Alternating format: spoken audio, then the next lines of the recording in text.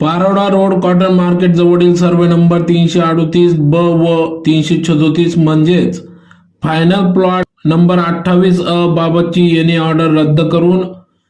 तत्कालीन अप्पर तहसीलदार संजय शिंदेंवर कारवाई करा. कमलाकर आहिरराव यांची जिल्हाधिकाऱ्यांकडे मागणी. धुळे शहरातील मनपा हद्दीत व नगर भूमापन कार्यालय धुळे हल्लीचे फायनल प्लॉट नंबर 28 अ एकूण क्षेत्र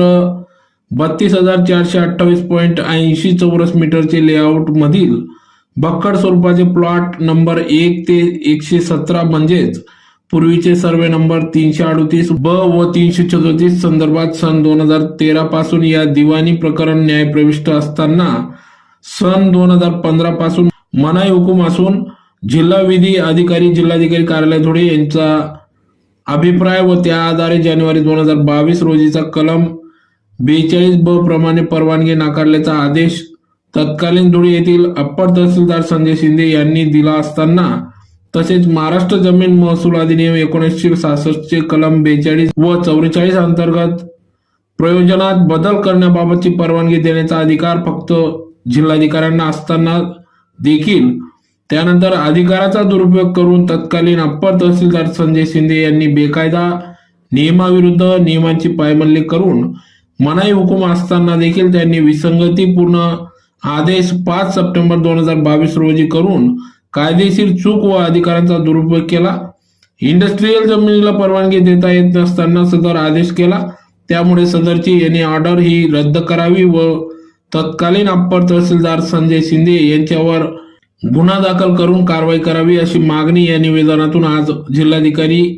यांच्या मार्फत आरडीसी जिल्हाधिकाऱ्यांना निवेदन देण्यात आले. सदर निवेदन देतेवेळी तक्रारदार कमलाकर पाटील, विनोद पटेल, दिनेश पटेल, रमेशभाई वाणी, राजेंद्र शिंदे, विष्णू पाटील, रहीम शेख, आसिफ भाई आदी उपस्थित होते. तर याबाबत जिल्हा प्रशासन कितपत लक्ष देते याकडे सर्व जनतेचे लक्ष लागून आहे.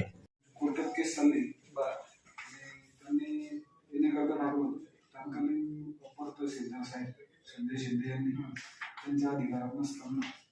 इंडस्ट्रियल जमिनीचं 42 ब खाली येणे ऑर्डर पास केली. तेव्हा ती 42 ब जे आहे ते फक्त शेतजमिनी करता आहे